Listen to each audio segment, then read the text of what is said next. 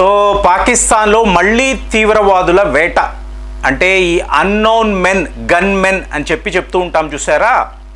So వీళ్ళు నిన్న మళ్ళీ ప్రత్యక్షమయ్యారు.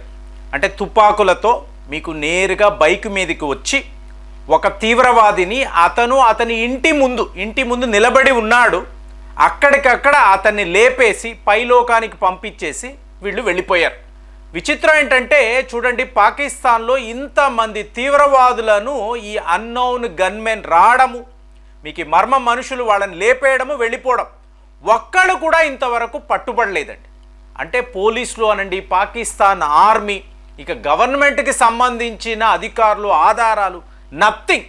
సో వీళ్ళు ఎక్కడి నుంచి వస్తారు, ఎలా వస్తారు, వీళ్ళ చేతుల్లో ఇంత అద్భుతమైన ఆయుధాలు ఎలా ఉన్నాయి, మంచి బైక్ ఎలా వచ్చింది, రావడము ఇలాగా పలానా ఇంట్లో ఈ తీవ్రవాది ఉంటాడు, సో వీడిని లేపేయాలి, లేపేసి వెళ్ళిపోవాలి, మనము దొరకకూడదు. ఈ ప్రాసెస్ను, ఈ మోడస్ ఆపరెండిని వీళ్ళు 100% సక్సెస్ఫుల్గా చేస్తున్నారు.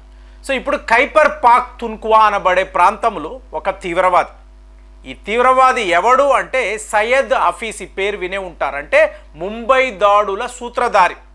సో ఇతని బామ్మర్ది, అంటే బామ్మర్ది, మీకు బావగారు ఎన్నో సందర్భాల్లో తప్పించుకున్నాడు. ఎందుకు అంటే పాకిస్తాన్ యొక్క ఆర్మీ ఇతనికి ప్రొటెక్షన్ ఇస్తుంది. మరి ఈ వ్యక్తికి కూడా, ఈ బామ్మర్దికి కూడా సెక్యూరిటీ ఉంది, ప్రొటెక్షన్ ఉంది.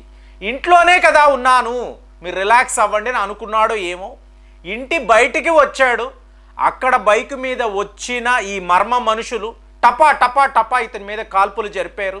సో ఇతను మరణించాడు అని చెప్పి వాళ్ళు డిసైడ్ అయిన తర్వాత అక్కడి నుంచి వెళ్ళిపోయారు. వీళ్ళు ఎవరు, ఈ సీసీ కెమెరాలు ఉంటాయి, ఇవన్నీ మాట్లాడతారు కదా. మరి పాకిస్తాన్ లాంటి దేశములో సీసీ కెమెరాలు ఉండవా? ఒక్కరు కూడా ఇంతవరకు దొరకలేదండి. 100% సక్సెస్ రేట్. ఈ తీవ్రవాదులను లేపేసే దాంట్లో 100% వీళ్ళు సక్సెస్ఫుల్గా ఉన్నారు. అంటే వీళ్ళు చూడండి, వీళ్ళు ఎంత హైలీ ట్రైన్డ్, అద్భుతమైన ఆయుధాలు, మీకు ప్రిసైజ్గా ఈ దాడులు, ఈ అటాక్స్ అనేవి వీళ్ళు చెయ్యగలుగుతున్నారు. సో ఇంకా చెప్పాలంటే పాకిస్తాన్ పార్లమెంటులో ఇష్యూ వస్తుంది, ఏమండి మన దేశంలో తీవ్రవాదులకే రక్షణ లేనప్పుడు కామన్ మ్యాన్ ఏమైపోతాడు, ఎలాగా అని చెప్పి వీళ్ళు మాట్లాడతారు. కానీ ఫ్రెండ్స్, ఇక్కడ గుర్తుపెట్టుకోవాల్సిన విషయము, కామన్ మ్యాన్కి ఎప్పుడూ ఏమీ జరగడం లేదండి. మీరు గమనించారు అంటే ప్రతి ఒక్క ప్రాంతంలో ఎక్కడెక్కడ ఈ తీవ్రవాదులు నివసిస్తున్నారు, ఎంతమంది ఉంటున్నారు, వీళ్ళ చుట్టూర్త ఎటువంటి భద్రత ఉంది తెలుసుకొని, ఎంచుకొని ఈ మర్మ మనుషులు వెళుతున్నారు, వాళ్ళని లేపేస్తున్నారు, వెళ్ళిపోతున్నారు. ఒక్క కామన్ మ్యాన్ కూడా వాళ్ళు ఇంతవరకు టార్గెట్ చేయలేదు. ఇది ఇందులో ఉండే గొప్ప విషయం. కాబట్టి పాకిస్తాన్ పౌరులు ఎవరు బాధపడక్కర్లేదు, భయపడక్కర్లేదు. పోతున్న వాళ్ళందరూ కూడా తీవ్రవాదులే. సో ఇప్పుడు ఈ వ్యక్తి మౌలానా కాషిఫ్ అలీ అంటారు. ఎవరు వీడు అంటే లష్కర్ ఇ తైబా అని చెప్పి ఒక తీవ్రవాద సంస్థ. ముంబై దాడులు వీళ్ళే, అంటే ఈ గ్రూపే చేసింది అని చెప్పి ఇవాళ అమెరికా, భారత్లో ఎక్కడైనా కూడా ఆధారాలతో ప్రూవ్ చేశారు. వీళ్ళ హెడ్ సయ్యద్ హఫీజ్. సో వాళ్ళ బామ్మర్ది ఇతను ఖైబర్ పఖ్తూన్ఖ్వాలో ఉంటాడు. మొన్న మీరు విషయాన్ని గమనించారు అనుకోండి, డొనాల్డ్ ట్రంప్ మీకు అలాగే నరేంద్ర మోదీ గారు ఈ ప్రెస్ కాన్ఫరెన్స్లో ఈ విషయమే మాట్లాడుతున్నారు. జైషీ మహమ్మద్, లష్కర్ ఇ తైబా, అలాగే మీకు ఐఎస్, వీళ్ళందరూ పాకిస్తాన్ని బేస్గా కలిగి మా భారత్ పైన ఎన్నో తీవ్రవాద కార్యకలాపాలు అనేవి వీళ్ళు నిర్వహిస్తున్నారు. వీళ్ళను పాకిస్తాన్ ఆపాలి, పాకిస్తాన్ బాధ్యత తీసుకోవాలి. ఇంకా కూడా వీళ్ళు ఈ తీవ్రవాదులతో కలిసి మమ్మల్ని టార్గెట్ చేస్తే మేము ఏం చెయ్యాలో నిర్ణయించుకున్నాము, అదే చేస్తున్నాము అని మోదీ గారు కూడా చెప్పడం. వెంటనే పాకిస్తాన్ వైపు ఏంటి, ఇదంతా వన్ సైడెడ్. పాకిస్తాన్లో ఎక్కడ తీవ్రవాదం ఉంది, ఒకవేళ తీవ్రవాదులు ఉంటే మేము యాక్షన్ తీసుకుంటున్నాము కదా, ఇది వాళ్ళు మాట్లాడుతున్నారు. అంటే ఏమీ లేదండి, మనము తీవ్రవాదులం అంటాం, వాళ్ళు దేశభక్తులు అని అంటారు. ఇదే తేడా. కానీ ఇక్కడ అమెరికా వైఖరిని మీరు గమనించాలి.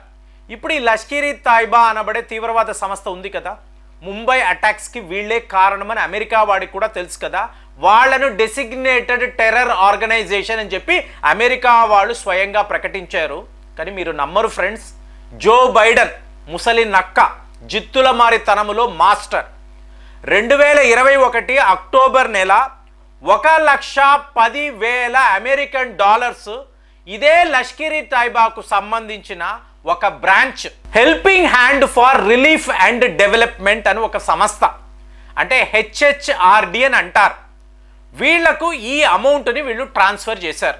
మీకు ప్రపంచములో ఏ ఒక యుద్ధ నిపుణుడు, జియో పాలిటిక్స్ తెలిసిన వ్యక్తి మీరు అడిగారు అనుకోండి, ఏవండి ఇది లష్కరీ తైబాకు సంబంధించిన ఒక బ్రాంచ్, ఈ డబ్బు వీళ్ళు ఏమంటున్నారు, హ్యుమానిటేరియన్ గ్రౌండ్స్, హ్యూమన్ బీయింగ్స్, మనుషులు కష్టపడుతున్నారు, వాళ్ళకి సహాయం చెయ్యాలి, యునైటెడ్ నేషన్స్ అనబడే సంస్థ దీనికే వీళ్ళు నెలకొల్పారు. భారత్ వైపు నుంచి చిన్నా చితకా దేశాలకు మనం మందులు, వ్యాక్సిన్స్, వాళ్ళకి ఎయిడ్ ఇస్తూ ఉంటాము, షెల్టర్స్ నిర్మిస్తూ ఉంటాము, దుస్తులు పంపిస్తూ ఉంటాము. దీన్ని హ్యుమానిటేరియన్ ఎయిడ్ అని అంటారు. కానీ వీళ్ళు ఏం చేస్తారు, ఇలాంటి ఫౌండేషన్స్, ఆర్గనైజేషన్స్ పెట్టేసి అమెరికా లాంటి దేశాల వద్ద డబ్బు తెచ్చుకొని వాటిని అంతా మళ్ళీ తీవ్రవాద ట్రైనింగ్కి, తీవ్రవాదులకు ట్రైనింగ్ ఇస్తారు, డబ్బు ఇస్తారు, ఫుడ్ పెడతారు, వెళ్ళండి రా, వెళ్ళి భారత్ మీద మీరు దాడులు చెయ్యండి. సో వచ్చిన వాడికి ఏంటండి, 20 రోజులు మాత్రమే మీకు ఒక ఎక్స్పైరీ డేట్ ఉంటుంది. కాశ్మీర్లో అడుగు పెడితే ఒక తీవ్రవాది మనం అలో చేస్తాము, సరిగ్గా 20వ రోజు చూసారు అనుకోండి, ఆ తీవ్రవాది అక్కడ శవముగా పడి ఉంటాడు. తీసుకొని వెళ్ళడానికి పాకిస్తాన్ వాళ్ళు రారు. చూడండి, మొన్న 7 తీవ్రవాదులు మీకు భారత్లోకి వచ్చే ప్రయత్నాలు చేశారు. సో మన భద్రతా సిబ్బంది వాళ్ళ మీద కాల్పులు జరిపి వాళ్ళని హతం చేశాము. ఇందులో మీకు దగ్గర దగ్గర 3 పాకిస్తాన్ ఆర్మీకి చెందిన వాళ్ళు. కానీ వీళ్ళ శవాలను క్లెయిమ్ చేసుకోవడానికి పాకిస్తాన్ ఆర్మీ రాలేదు. అంత ఒక దారుణమైన దేశం. వాళ్ళ సైనికుడు మరణించినా వాడి యొక్క డెడ్ బాడీని తీసుకురావడానికి వాళ్ళు రానేరారు. మాకు సంబంధమే లేదు, వీళ్ళు లోకల్ తీవ్రవాదులు అంటారే తప్ప ఎప్పుడూ కూడా వీళ్ళు మాదే అని చెప్పుకోరు. అయినా కూడా ఇదంతా తెలిసి కూడా ఈ తీవ్రవాదులు ఆ బ్రెయిన్ వాష్కి లోనయ్యి వాళ్ళ మత గురువులు చెప్తున్న ఈ విషయాలను నమ్మి మళ్ళీ కాశ్మీర్లోకి వస్తారు, ప్రాణాలు పోగొట్టుకుంటారు. సో డొనాల్డ్ ట్రంప్ గారు క్లియర్గా చెప్తున్నారు, అరబు దేశాలతో, మిడిల్ ఈస్ట్ దేశాలతో మాకు మంచి సత్సంబంధాలు ఉన్నాయి. పెట్రో డాలర్ అంటేనే సౌదీ అరేబియా, అమెరికాకు సంబంధించిన ఒక కరెన్సీ, మీ అందరికీ తెలుసు కదా. కానీ రాడికల్ ఇస్లామిస్టులు అనేవాళ్ళే ప్రపంచానికి ముప్పు. వీళ్ళు ఇంకా ఖాలిఫత్, ఈ ప్రపంచాన్ని మేమే పరిపాలిస్తున్నాము, మా తీవ్రవాదమే గెలుపును సాధిస్తుంది, ఇలాంటి ఆలోచనలతో, ఇలాంటి ఐడియాలజీతో వీళ్ళు వచ్చి ప్రపంచానికి ఇబ్బంది కలిగిస్తున్నారు. వీళ్ళని టోటల్గా ఎలిమినేట్ చేసే బాధ్యత భారత్ది, అమెరికాది. మేము కలిసి పాకిస్తాన్కి ఒక మెమరండం ఇస్తాము, మీ దేశంలో ఎంతెంత మంది తీవ్రవాదులు ఉన్నారు, ఎన్ని సంస్థలు ఉన్నాయి, వీళ్ళ విషయంలో మీరు జాగ్రత్తగా ఉండండి, లేకపోతే మేము ఏం చెయ్యాలో అదే చేస్తామని డొనాల్డ్ ట్రంప్ స్వయంగా ఆ ప్రెస్ కాన్ఫరెన్స్లో రాడికల్ ఇస్లాం గురించి మాట్లాడారు. మోదీ గారైతే ఈ సంస్థల పేర్లు చెప్పి, అంటే మనము రాణా అనబడే ఒక తీవ్రవాదిని అమెరికా నుంచి భారత్కి తీసుకొస్తున్నాము, ఇది ఫస్ట్ స్టెప్. కానీ లష్కరీ తైబాకి సంబంధించిన తీవ్రవాదులు ఎంతోమంది పాకిస్తాన్లో ఉన్నారు, వాళ్ళని పట్టుకోవాలి, న్యాయస్థానంలోకి తీసుకురావాలి, వాళ్లకు శిక్ష పడాలి, ఇది మేము కోరుకుంటున్నామని మోదీ గారు కూడా చెప్పారు. మరి ఈ శిక్ష ఎలా పడుతుందో చూడండి. మళ్ళీ డొనాల్డ్ ట్రంప్ రావడము మళ్ళీ ఈ మర్మం మనుషులు ప్రత్యక్షమయ్యి ఇలా ఈ తీవ్రవాదులని ఒకరి తర్వాత ఒకరిని లేపుకుంటూ వెళుతూ ఉంటే పాకిస్తాన్ క్లీన్ అయిపోతుందని మీకు అనిపిస్తుందా? మీ ఒపీనియన్ ఎలా ఉంది? కామెంట్స్లో రాయండి. మళ్ళీ వచ్చే వీడియోలో కలుద్దాం. జై హింద్.